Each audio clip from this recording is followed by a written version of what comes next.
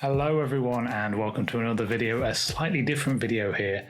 This one's about when I went to a film festival, Manchester International Film Festival, and although this is an animation channel, there was a collection of animated short films. And so it was a lovely day and I was walking there and I thought, you know what, this will make a cool video. I'll record me going in there, maybe talk a little bit about the films, and that's exactly what I'm going to do. If anybody's never been to an animated film festival, this will hopefully encourage you to do so because I find it a very inspiring experience. You know, it's something that you go along and you kind of feel a bit like, I'm not sure what I'm doing with my project or something else, or I don't know where to go with my animation. And then you see this array of kind of different styles and techniques and storytelling and so on, even in just one screening, which this was, and everything else was, you know, live action films, which is just as inspiring for animation, but that's a totally different video. So here we go. We're going to jump back to March. It's currently May, so I'm wearing a t-shirt now. It's still a little bit colder, but it was a lovely day. And I'm going to talk through a little bit about jumping in and out to talk about what's going on and, you know, what I thought of the films. So here we go. So here we are walking into Manchester. Lovely blue skies this day. It's probably the first sunny day in March.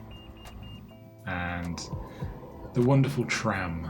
Very busy, still a lot of masks floating around. This little area they're going to turn into like a high line, so I'm waiting for that to kick off. Some trees and shrubs and plants and things to have a wander around. If you've never been to Manchester before, it's got loads of building work going on. It's really developing. These towers are new and pretty new, so it's quite an exciting place. A lot of change going on at the moment.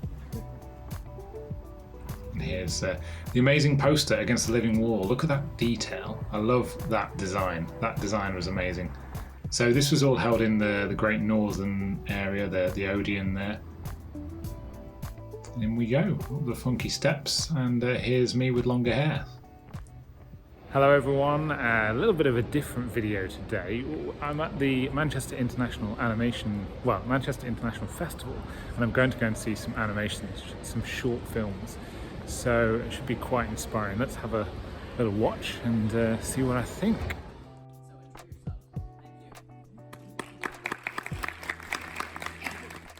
Now, I couldn't actually film in the cinema, so obviously, and I can't just show you all the films, but I do have clips and screen grabs and things from the trailers that are available online. I'm going to link all the different videos and things that are talked about in this video down below. Basically, I watched them. It was an hour and a bit or so. It wasn't a massively long screening. So if you go to an animation festival like Annecy, you can just basically dip yourself in animation for a week and then come out the other side and probably won't remember half the stuff you saw, but you would if you saw it, sort of thing. This is interesting to me, this little thing, because originally when I did this video, I thought, you know what, I'll edit that next week. Now I'm a couple of months on, and I you know, it's interesting to see which ones I remember and what things I remember from them, because I've got a couple of notes, but there's certain films that really stuck with me. And I'd like to talk to you about them and just tell you what I thought, and maybe it's something that will make you seek them out and have a little bit of a look at them. It's a bit of an insight how I approach, you know, an animated film festival. Obviously, it's an enjoyment thing, but then also there's the kind of the professional aspect as well. So the first film I want to talk about is the first one that was actually shown in the Shorts program, and this is Save Ralph, directed by Spencer Susser. I think that's how you pronounce it, Spencer Susser. And it's got a pretty amazing cast. It's Ricky Gervais, Zac Efron in the voice cast, Olivia Munn. So you've got some big names, recognizable names up there. Okay, Ralph, can you mark it, please? Do you want me to click it now? No other medium can do what animation can do with this kind of thing, where it lulls you into a false sense of security with this kind of appealing character that you can see something slightly off with, a little bit of a myxomatosis going on in the eye of this rabbit here. And it's basically about, you know, giving animals freedom from basically being tortured and murdered for beauty products and all of the kinds of things. I thought this was really well done. It feels very polished and it's worth, you know, seeking out.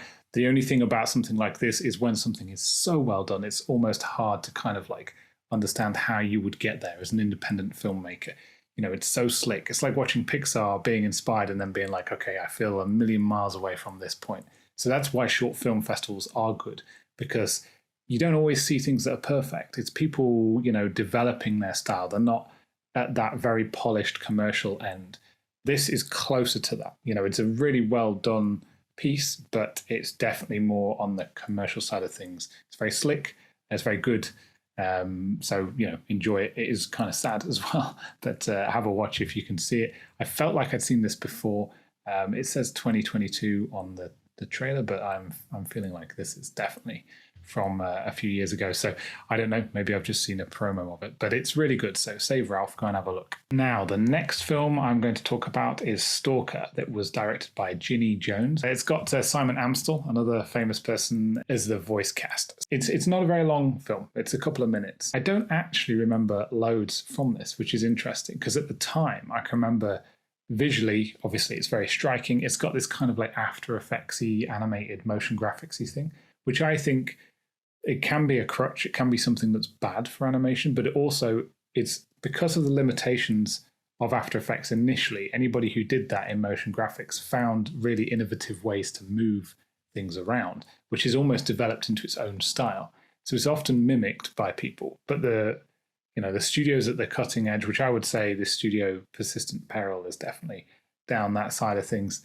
They're really being inventive with how they move things. It's very slick. It's very well done, but it's just a couple of people making this. So this is a really nicely, graphically, visually composed piece of work. It's very short and sweet. It's very well done. And yeah, like I said, I don't really remember the story for this one, but I do remember that the timing was amazing. I'm trying to watch it and I can't find it anywhere online. So when this thing comes out, go and watch it. Stalker, directed by Ginny Jones from the studio Persistent Peril. The next film I'm going to talk about is The Better Angels, directed by Michael Cusack. This isn't Michael Cusack of YOLO. As far as I'm aware, I don't see the link myself. I haven't found anything out about that on the guy's IMDb. And so I don't think it's the same guy. I'd be very surprised if it was, because it's a totally different sort of style.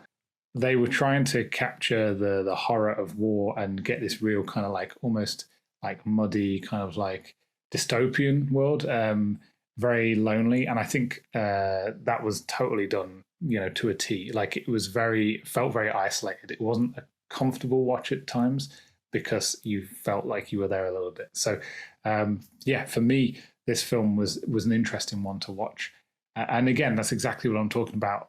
Animated film festivals and short film festivals, you're allowed to have your own opinion. You can go in there and say, well, if it was me, I personally would have preferred it to be like this, and I would maybe shorten this or do this.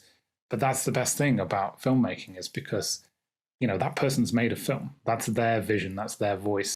And I can respond to that how I want. It's like any piece of art, you can respond to it how you want. I remember a lot about this film. That's the thing.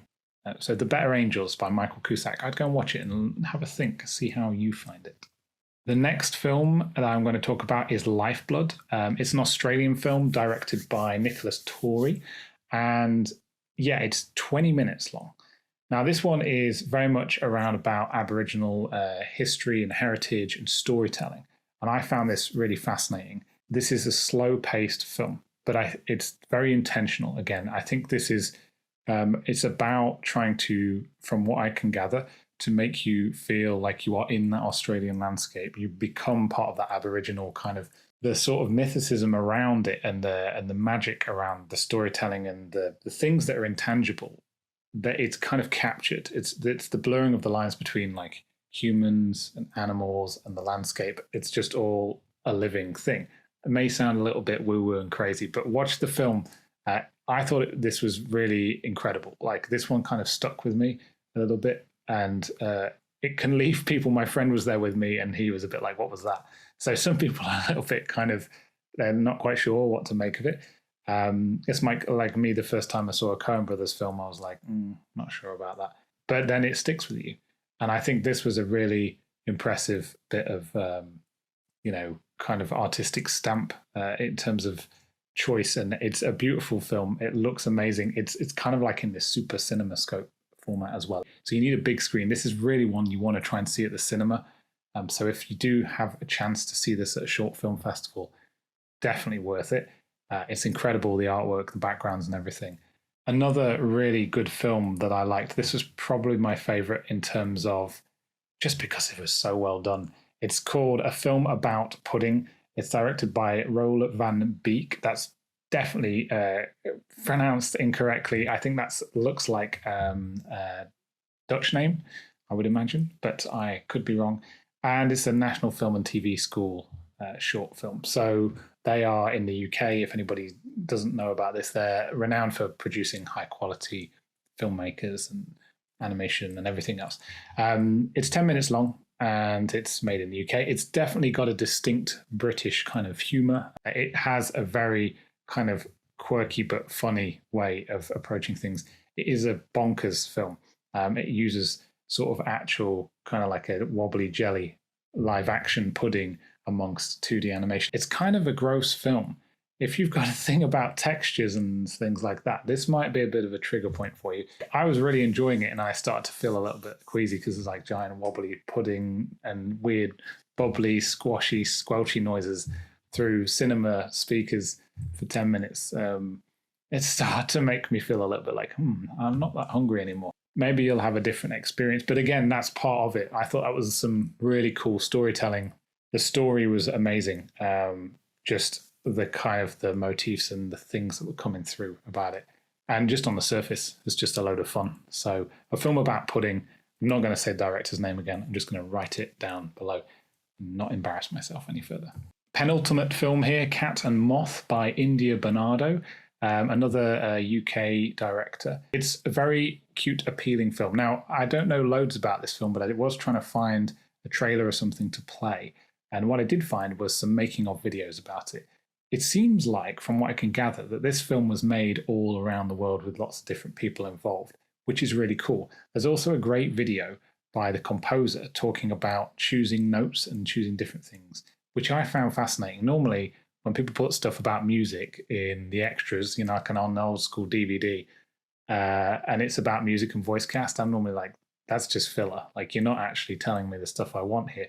But this was actually really interesting. So if you do manage to catch some of the extras, India and team have done a great job of just making sure there's like little clips and videos of them talking about it, introduction videos and things, which gives you a more rounded idea of the film itself. It's very cute. It's very appealing.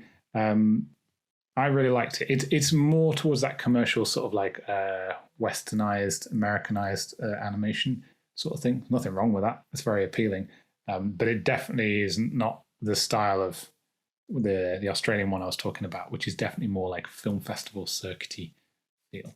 So yeah, this was really cool, very appealing, lovely timing. The animation is beautiful and nice character designs as well. And the final film, Little Ox by Raf Wathion. Oh, that's maybe pronounced incorrect again, I'm sorry.